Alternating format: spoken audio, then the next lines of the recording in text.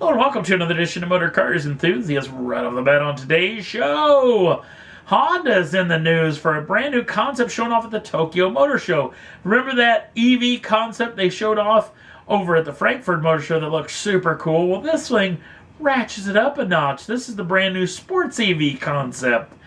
Now, this is a look off into the future, even though they haven't talked about the power or anything like this. This is a look off into the future of what their EV lineup's going to look like coming up by the year 2030, where they're hoping to have a third of their lineup be full EVs. And I have to say, if they build this machine, it's not only going to build a lot of converts over to Honda itself, but also to EVs itself, because an old sports car hot rod guy like me would love to drive this particular machine.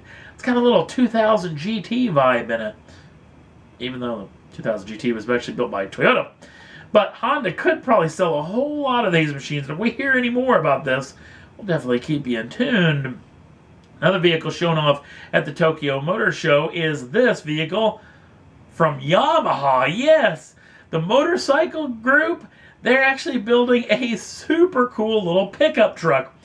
Now, the trick of this vehicle is we don't know a whole lot about propulsion or anything like that. This is just to show off and maybe to get a little bit of vibe on whether they could actually sell one of these machines. This vehicle, called the Cross Hub Concept, it's got one cool little feature. It's at the McLaren F1 seating arrangement. Yes, the driver is dead stick center with the controls in his seat, along with two seats on either side of him.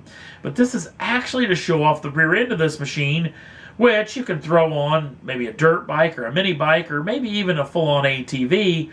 Yamaha claims that you can fit their entire lineup of off-road vehicles in the back of this machine, and you could show up at the trail in style.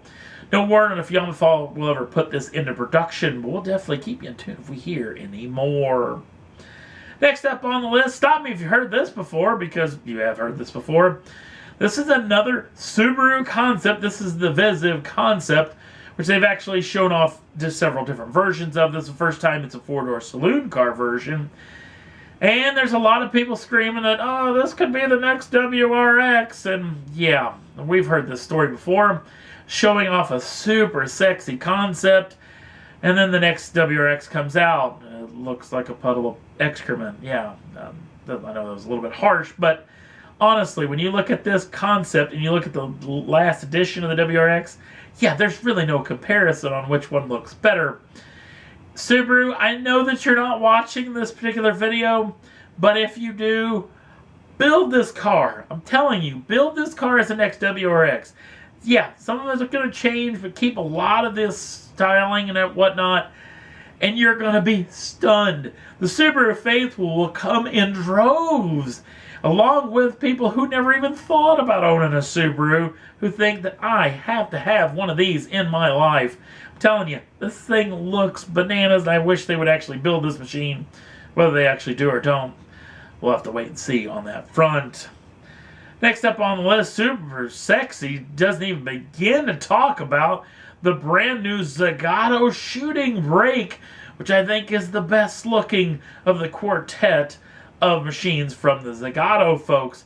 Now underneath, this is the same Aston Martin Vanquish that we know and love, including the 6-liter normally aspirated V12, putting out 580 horsepower and 467 pounds-feet of torque. But it is covered up with this super sexy carbon fiber body.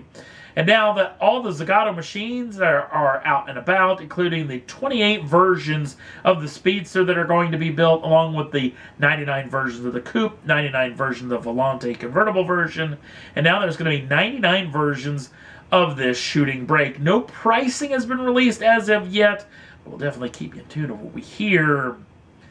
Next up on the list, General Motors and the Camaro brand are actually hooking up with the world's largest car company in the world, that being Hot Wheels.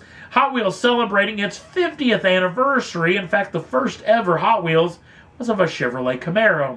And even though we had that special edition Hot Wheels Camaro several years ago, this is the first time that I think really does it right, including this bespoke paint, which is called Orange Crush.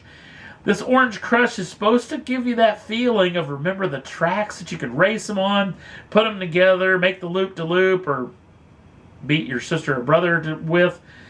This is pretty cool, and this orange paint covers a lot of this machine, including the exterior, the brake calipers themselves, the door card paddings, along with the seat belts, and tons of 50th anniversary Hot Wheels badgings on the exterior, the steering wheel, the headrests, and the sill plates, along with the dashboard itself.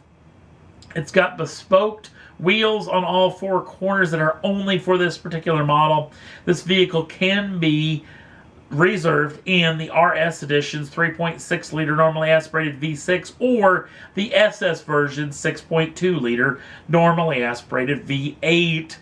And what is it going to cost to actually own this Hot Wheels edition with the special orange crush paint? It's just an extra $5,000, which I have to say doesn't sound like that bad of a deal to me. Last up on the list, big congratulations to now 4-time world champion in Formula One, Lewis Hamilton. Lewis Hamilton, who had a rough day at the Mexican Grand Prix, getting a little schmozzle on, corner number 3, puncturing a tire, and just kind of floundered around in the back of the pack the rest of the day. But it was well enough that 2 races left in the season for him to wrap up his 4th world championship and become the most successful British-born Formula One driver in history, not only taking the qualifying records this year from Michael Schumacher, but becoming the most successful overall in the World Championships department with his 4th World Championship. Big congratulations, Lewis Hamilton. He's probably one of the good guys inside of the sport, one of the guys you probably want to hang out with, maybe a little bit more than some of the others. So congratulations from all of us here at Motor Cars to Lewis Hamilton, 2017 Formula One FIA World Champion. And that's all there was that I thought was worth talking about for this edition of Motor Cars Enthusiasts. Don't forget to like us over on the Facebook page. Links down in the show notes. Also, if you'd like to subscribe to the channel, you can do so at any time and get the first dibs on the brand new shows as soon as they come out. Thanks for watching. We'll see you again real soon.